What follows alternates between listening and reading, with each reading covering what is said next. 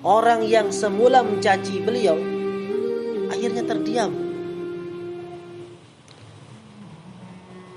Bahkan ajaibnya, Imam Ali Zainal Abidin malah memberi sorban dan memberikan uang 1000 dirham kepadanya.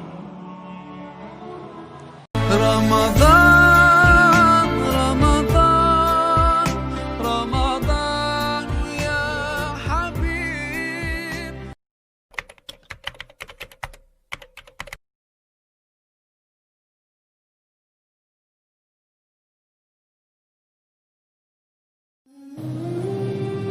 Bismillah bihamdihi. Alhamdulillah wassalatu wassalamu ala Rasulillah. Allahumma asli ummati Muhammadin sallallahu alaihi wasallam wa farrij an ummati Muhammadin sallallahu alaihi wasallam warham ummati Muhammadin sallallahu alaihi wasallam wanshur wahfaz wa ayyid nahdlatul watani fil alamin bihaqi Muhammadin sallallahu alaihi wasallam. Ikhwati fillah, kembali kita membahas buku kami Risalah Al-Muhibbin, serial kisah dan mutiara hikmah ulama salaf. Ada sebuah artikel yang kami tulis di buku tersebut. Kami memberi judul Kelapangan Hati Bisa Mengantar ke Surga. Dikisahkan cicit dari Rasulullah Shallallahu Alaihi Wasallam yang bernama Ali bin Husain bin Ali. Beliau ini bergelar Zainal Abidin atau Imam Zainal Abidin. Beliau pernah dicaci maki oleh seseorang saat beliau sedang berjalan bersama beberapa orang sahabat dan pembantunya. Ali bin Husain atau Imam Ali Zainal Abidin pura-pura tidak mendengar hinaan itu. Namun orang tersebut malah semakin mengulang-ulang umpatan dan hinaannya.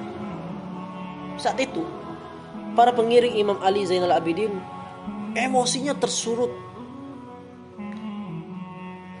dan meminta izin kepada beliau untuk memberi pelajaran setimpal pada orang yang kasar mulutnya itu.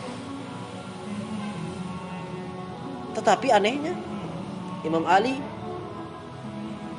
menolaknya. Beliau malah mendatangi orang itu dan mengatakan kepadanya sesuatu dengan pelan. Saudaraku, masalah-masalah kami yang engkau tidak ketahui lebih banyak dibandingkan yang engkau ketahui. Apakah engkau ingin tahu lebih banyak daripada itu? Itu yang beliau sampaikan dengan suara yang pelan kepada orang yang tidak henti-hentinya menghina, mengejek langsung di depan mata beliau sendiri. Mendengar dan melihat respon dari Imam Ali Zainal Abidin tersebut, orang yang semula mencaci beliau akhirnya terdiam. Bahkan ajaibnya, Imam Ali Zainal Abidin malah memberi sorban dan memberikan uang 1000 dirham kepadanya.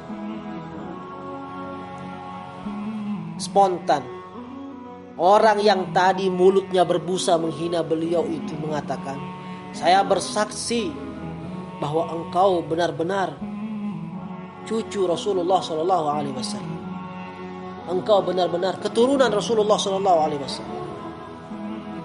Ikhwati fillah, sesungguhnya diri kita ini banyak menghabiskan waktu dan mungkin umur kita memikirkan orang-orang yang membenci diri kita.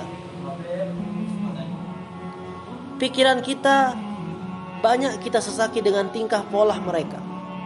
Hati kita kotori dengan menyimpan dendam kesumat pada mereka. Memang perlakuan sebagian orang kepada kita itu sulit kita terima, apalagi mungkin kita lupakan. Akhirnya hati kita ini memendam kesal, benci, dendam dan amarah kepada siapapun yang menghadirkan ketidaknyamanan pada diri kita. Sebenarnya hal itu adalah manusiawi. Tetapi apa yang dilakukan oleh Imam Zainal Abidin Ini sungguh sangat luar biasa.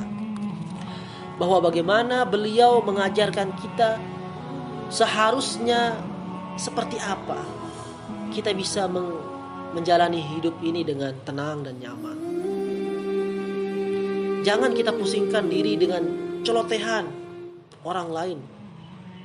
Selama kita meyakini bahwa yang kita lakukan, yang kita ucapkan, yang kita dermakan, persembahkan terhadap orang lain dan diri kita ini adalah kebaikan, abaikan ocehan mereka.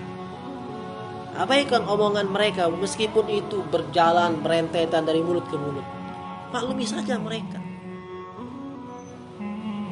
Dan jangan lupa doakan mereka supaya mereka lekas sadar bahwa yang dibicarakan itu adalah salah. Maafkan jika perkataan mereka itu membuat kita tersinggung. Kelapangan hati mengantarkan kita kepada kebahagiaan. Bahwa kita mencoba untuk memaklumi orang lain itu memang perkara berat. Sebab banyak orang yang ingin dirinya saja yang selalu dimaklumi.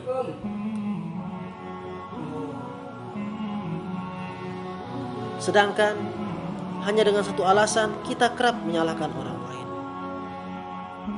Ikhwati fillah, orang yang memiliki kelapangan hati dengan tidak menggubris semua celotehan orang luar adalah orang yang istimewa. Itulah salah satu sifat calon penghuni surga.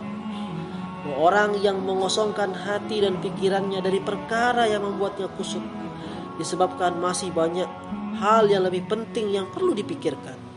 Bahwa masih banyak persoalan lain yang harus diselesaikan. Masih banyak mimpi dan obsesi pribadi yang pantas dimatangkan dan diperjuangkan, dibandingkan dengan menyimpan memori kalimat kosakata yang menyinggung hati, kemudian membuat pikiran kita kacau. Bagaimanapun, ikhwati fillah, mereka yang risih dan memendam dengki kepada kita tidak memiliki kekuasaan untuk mendatangkan mudarat, maslahat, kematian, dan kehidupan bagi kita. Mereka juga tidak akan pernah membangkitkan kita dari kubur, apalagi bisa menyelamatkan kita dari sisa kubur atau memberikan kita pahala. Bisa jadi pahala mereka yang tergerus, amalan mereka yang rusak disebabkan karena celotehan ataupun hinaan orang-orang itu kepada kita. Wallahu a'lam bishawab.